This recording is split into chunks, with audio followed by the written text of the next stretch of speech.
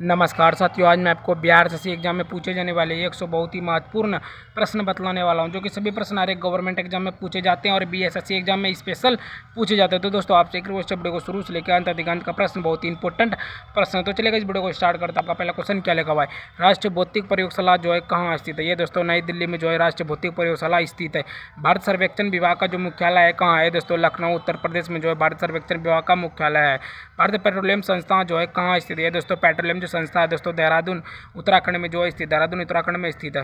भारतीय मौसम विज्ञान विभाग जो है कहाँ स्थित है? दोस्तों नई दिल्ली में जो है राष्ट्रीय भारतीय मौसम विज्ञान विभाग स्थित है नई दिल्ली में। अगला क्वेश्चन की बात करते हैं, 5वां नंबर क्वेश्चन क्या करा है दोस्तों, राष्ट्रीय राजमार्ग प्राधिकरण का मुख्यालय कहाँ है? दोस्तों नई दिल्ली में। राष्ट्रीय राजमार्ग प्राधिकरण का जो मुख्यालय है वह दोस्तों नई दिल्ली में है। केंद्रीय ईंधन अनुसंधान संस्थान जो है कहाँ स्थित है? दोस्तों धनबाद झारखंड में जो है केंद्रीय ईंधन अनुसंधान संस्थान जो है स्थित है धनबाद झारखंड में। राष्ट्रीय धातु विज्ञान प्रयोगशाला कहाँ है? दोस्तों जमशेदपुर झारखंड में जो है राष्ट्रीय धातु विज्ञान प्रयोगशाला है।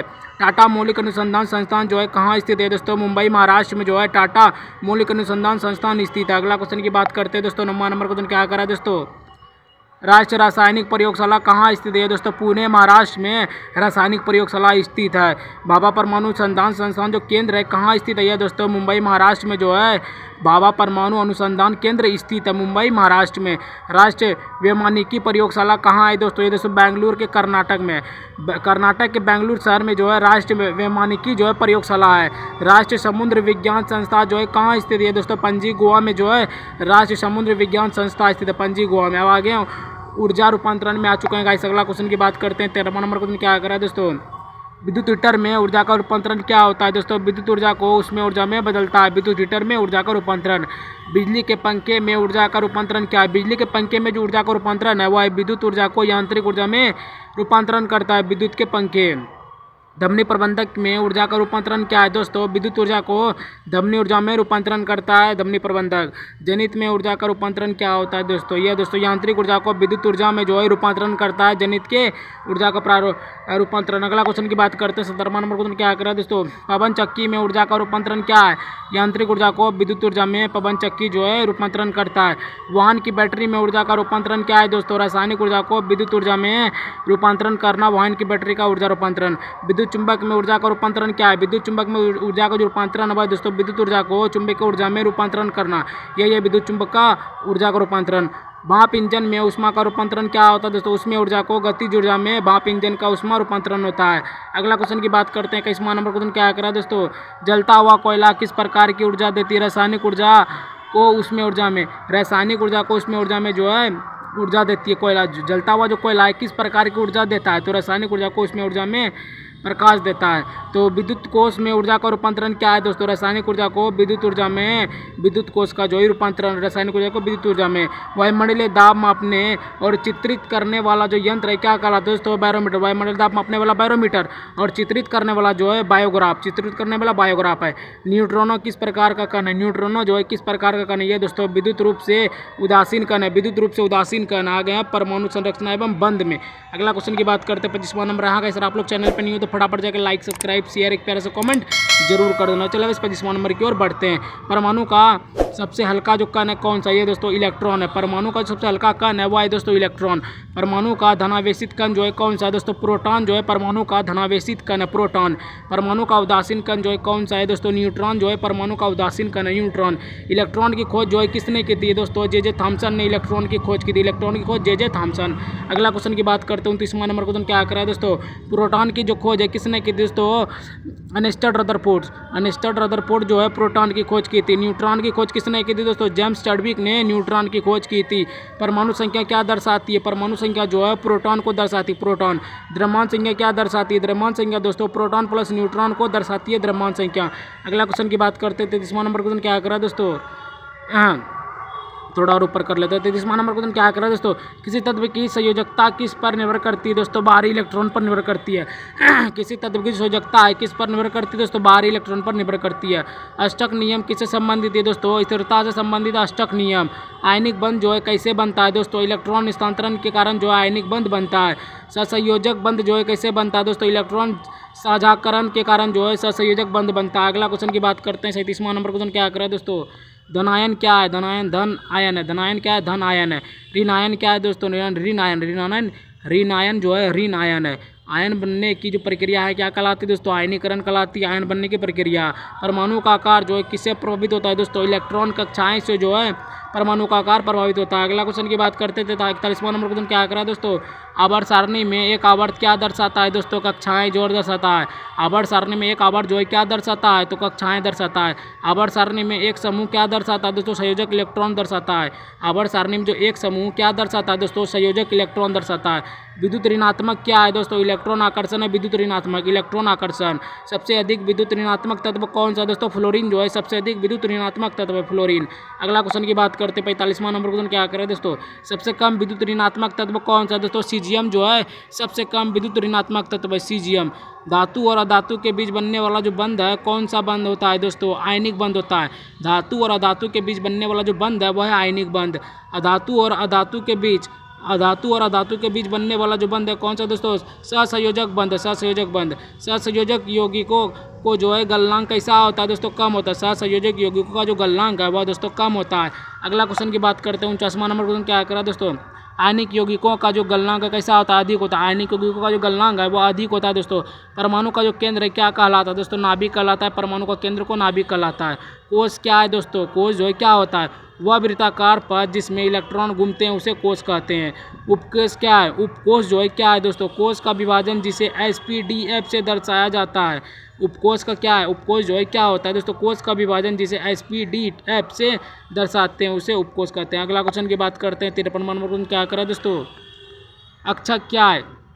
अक्षक जो है कक्षक क्या है? कक्षक जो है क्या है? वह त्रिविमीय क्षेत्र जहाँ इलेक्ट्रॉन मिलने की प्रायिकता जो अधिक होती है। कक्षक जो है क्या है दोस्तों? वह त्रिविमीय क्षेत्र जहाँ इलेक्ट्रॉन मिलने की प्रायिकता जो है अधिक होती है। के कोष n बराबर 1 में कितने उपकोष होते हैं दोस्तों? एक S होते हैं। के कोष n बराबर 1 में जो है कितने उपकोष होते हैं दोस्तों? 1S उपकोष होते हैं। L कोष n बराबर 2 में कितने उपकोष होते हैं दोस्तों? 2 SP उपकोष होते हैं। L कोष n बराबर 2 में कितने उपकोष होते हैं दोस्तों? 2 SP स्कोप होते हैं। m माइनस कोष n बराबर 3 में कितने उपकोष होते हैं दोस्तों? 3 होते हैं। SPD होते हैं। SPD। अगला क्वेश्चन की बात करते हैं 57वां नंबर क्या करें दोस्तों? n कोष n बराबर 4 में कितने उपकोष होते हैं दोस्तों? 4 होते हैं। SPDF होते हैं 4 होते हैं। किसी कोष में इलेक्ट्रॉनों की अधिकतम संख्या का सूत्र जो होता है 2n² होता है। किसी कोष में इलेक्ट्रॉनों की अधिकतम संख्या का सूत्र होता है 2n² होता है। SPDF कक्षों की संख्या क्रमशः कितना होता है दोस्तों? 1, 3 और 5, 7 होता है। SPDF कक्षों को जो संख्या है वो क्रमशः में कितना आता है? 1, 3, 5, 7 होता है। सबसे मजबूत बंध जो है कौन सा है दोस्तों? त्रिबंध है। मतलब ट्रिपल बॉन्ड जो है सबसे मजबूत बंध है। अगला क्वेश्चन की बात करते हैं 61वां नंबर क्वेश्चन क्या करें दोस्तों? बोर का जो परमाणु मॉडल है किस सिद्धांत के विपरीत है दोस्तों? हाइजेनबर्ग का अनिश्चितता का सिद्धांत पे जो है बोर का परमाणु मॉडल जो है सिद्धांत विपरीत है। हाइजेनबर्ग का अनिश्चितता का सिद्धांत। इलेक्ट्रॉन जब चुंबकीय क्षेत्र से गुजरता है तो क्या प्रभाव पड़ता है दोस्तों? लोरेत्तज बल। क्या लगा है? लोरेत्तज बल। अगला क्वेश्चन के बाद संयोजकता का इलेक्ट्रॉनिक सिद्धांत जो है किसने दिया दोस्तों? फाल्थर, कोसेल और गिलबर्ट एन लुईस ने दिया। संयोजकता का जो इलेक्ट्रॉनिक जो सिद्धांत है किसने दिया? वाल्थर, कोसेल और गिलबर्ट एन लुईस ने दिया। किसी तत्व का जो परमाणु भार है किसके बराबर होता है? तो प्रोटॉन प्लस न्यूट्रॉन के जो है बराबर होता है किसी तत्व का परमाणु भार। अगला क्वेश्चन की बात करते हैं 65वां नंबर क्वेश्चन क्या कर रहा है दोस्तों? क्या होगा? समभारिक किसे कहते हैं? समभारिक जो है किसे कहते हैं दोस्तों? जिनकी द्रव्यमान संख्या समान लेकिन परमाणु संख्या भिन्न हो उसे समभारिक कहते हैं। जिसकी द्रव्यमान संख्या समान लेकिन परमाणु संख्या भिन्न हो उसे समभारिक कहते हैं। सहसंयोजक बंध कैसा बनता है दोस्तों? इलेक्ट्रॉनों के परस्पर साझेदारी से सहसंयोजक बंध जो है बनता है। सहसंयोजक यौगिक के अणु आपस में किस बल से जुड़े होते हैं दोस्तों? वैन डेन वाल्स बल से जुड़े होते हैं सहसंयोजक यौगिक के अणु आपस।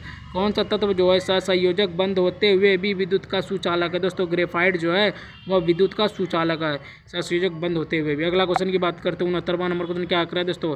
धात्विक ठोसों में कौन सा बंध जो है पाया जाता है दोस्तों? धात्विक बंध जो है पाया जाता है। धात्विक ठोसों में कौन सा जो बंध है पाया जाता है दोस्तों? धात्विक बंध पाया जाता है। H2O2 Cl2 किस प्रकार के बंध बनाते हैं दोस्तों?